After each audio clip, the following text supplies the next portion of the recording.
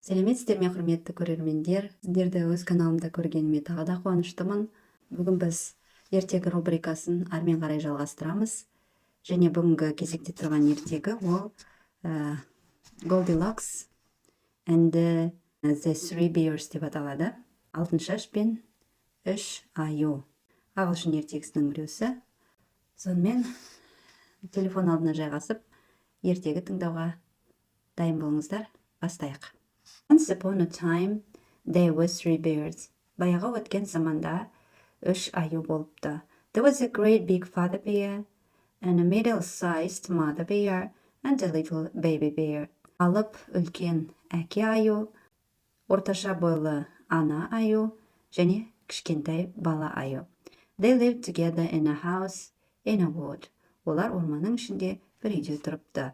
One morning, mother bear made porridge for breakfast and filled 3 bowls with it. Бір күні таңертең ана аю таңғы асқа ботқа дайындап, оны 3 ыдысқа құйып қояды. There was a great big bowl for father bear, and a middle-sized bowl for herself, and a little bowl for baby bear. Үлкен шұңғыл ыдыс ол әке аюға арналған, орташа көлемдегі ыдыс ол өзіне арналған, және кішкентай ыдыс ол кішкентай аюға арналған. At first, the porridge was too hot to eat. Бірінші ыдыста тұрған ботқа ол жегенге ыстық еді. The bears didn't want to burn their mouths, so they went for a little walk in the wood while their porridge cooled. Аюлар өздерінің тілдерін күйдіріп алғысы келмеді, сол себептен орманға шығып, ботқа суығанша біраз серуендеуге шығып кетті. That day a little girl went for a walk in the same wood. Сол күні кішкентай қыз да орманға серуенге шыққан еді. She had a golden curl and everybody called her Goldilocks. Оның алтындай сары өрілген шашы болатын, сол себепті оның барлығы алтыншаш деп атайтын. Sometimes she stopped to pick a flower or to listen to a bird. Кейде ол гүлді теру үшін тоқтайтын, немесе құстардың сайрағанын есту үшін тоқтайтын. Soon she came to the house where the three bears lived. Көп ұзамай-ақ ол аюлар тұратын үйге келді. Oh, what a lovely little house, said Goldilocks. Ой, қандай кішкентай тамаша үй еді, деді алтыншаш. I wonder who lives here. Мына жерде кім тұратыны қызықты. She knocked at the door, and as there was no answer, she knocked again and again. Ол есікті қағып еді, бірақ ешқандай жауап болмады. Ол қайтадан және қайтадан қақты. Then she peeped through the keyhole.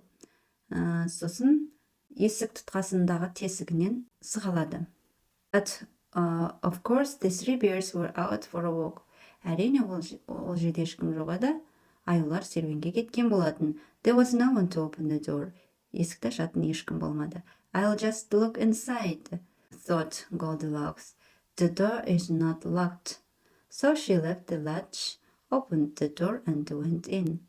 Мен оның ішіне кіргім келеді, деп ойлады алтыншаш. Есік құлыптанбаған. Сондықтан да ол ілмекті жоғары көтеріп, есікті ашты да ішіне кірді.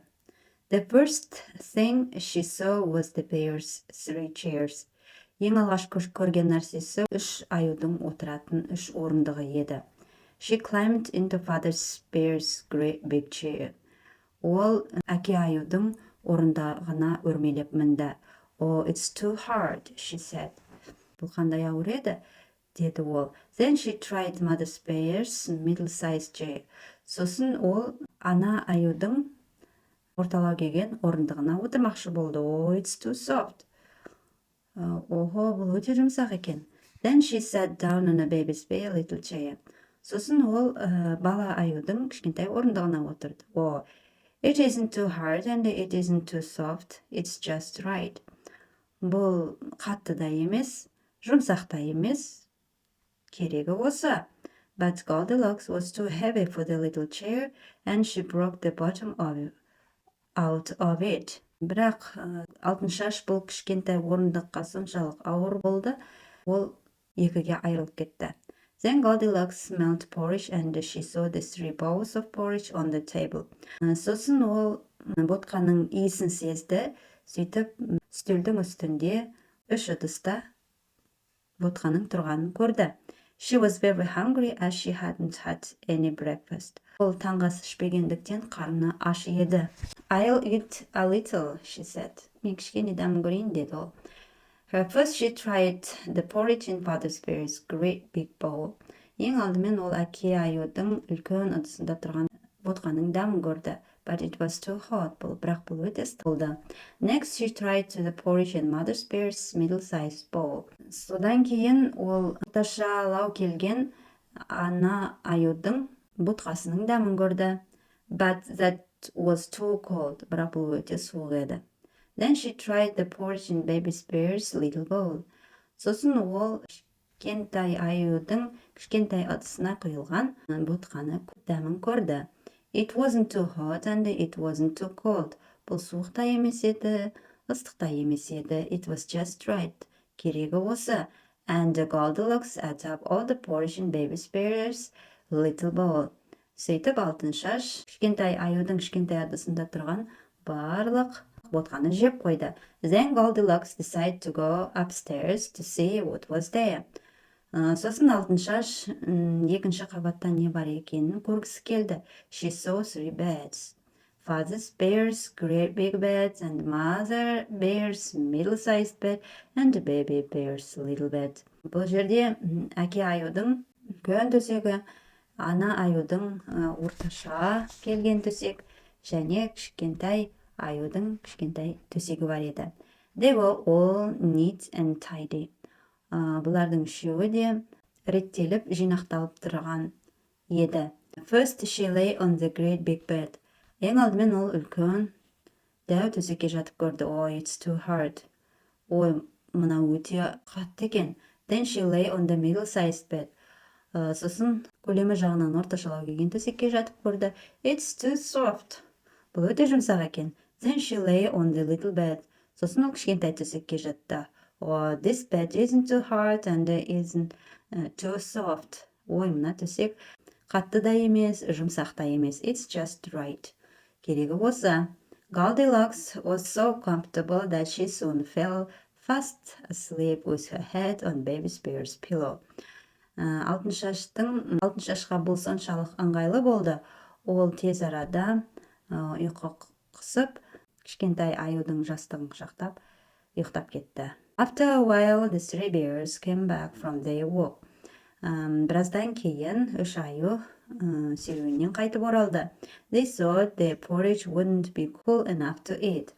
Олардың ойынша ботқа жегенге қатты суық емес деп ойлады.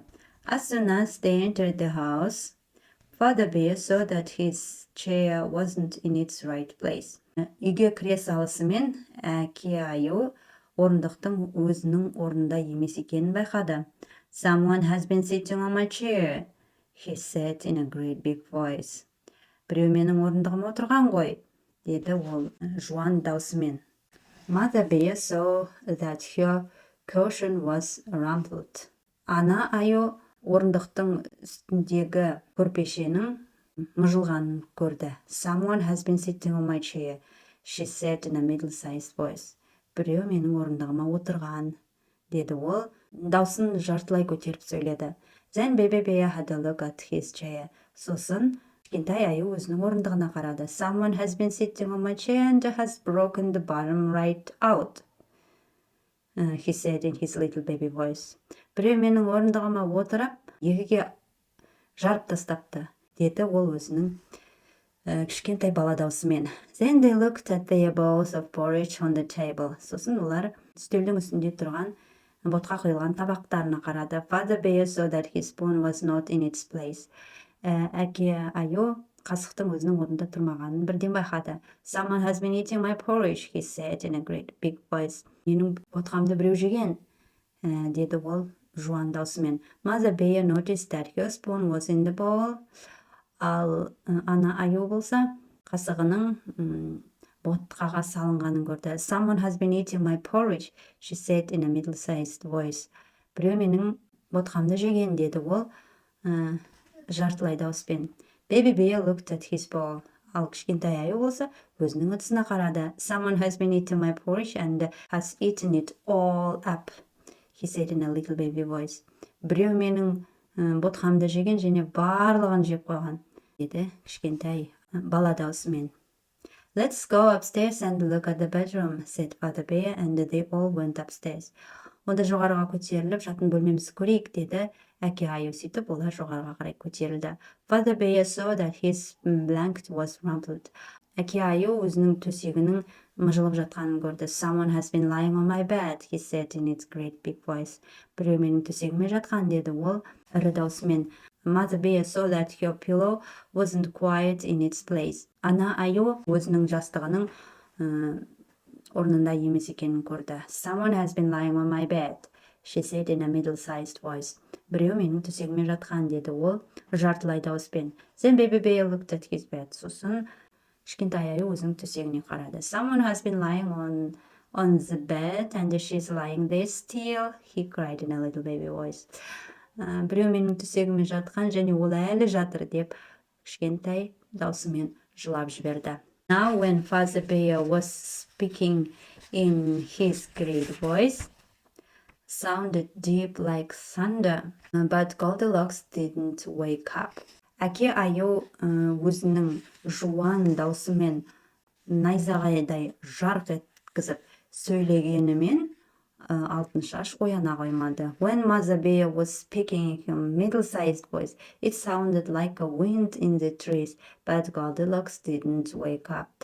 Ал ана аю болса, өзінің жартылай даусымен ағаштағы жел секілді ақырған еді, бірақ Алтыншаш ояна қоймады. Only when Baby Bear cried in his shrill baby voice. Тек бала аю өзінің сыңғырлаған сәби даусымен жылаған кезде барып, Алтыншаш оянды да төсекке отырды. She was very surprised and frightened to see three bears in the room with their little eyes on her.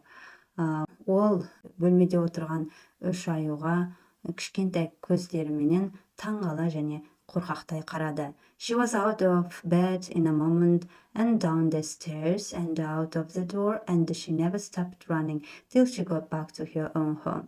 Ол бір сәтте төсектен тұрып, төменге қарай түсіп, есіктен шығып, өзінің үйіне қарай артына қарамастан, тоқтамастан жүгіре жөнелді. She had got such a fright that she never went for a walk in the wood again to look for the little house. Оның қорыққаны сонша, ол ешқашанда орманға осы кішкентай үйді қайта көруге келмейтіндей жағдайда болды.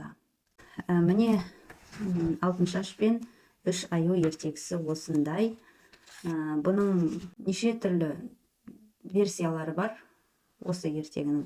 Бірақ түпкі оригиналы осындай. Ертегі ұнаса, лайк басып, комментарий қалдырыңыздар. Келесі жолы да бұдан басқа қызықты ертегілермен толса береді деген сенімдемін. Сіздермен қоштаспаймын. Келесі видеода жүздескенше деймін. Сау саламатта болыңыздар.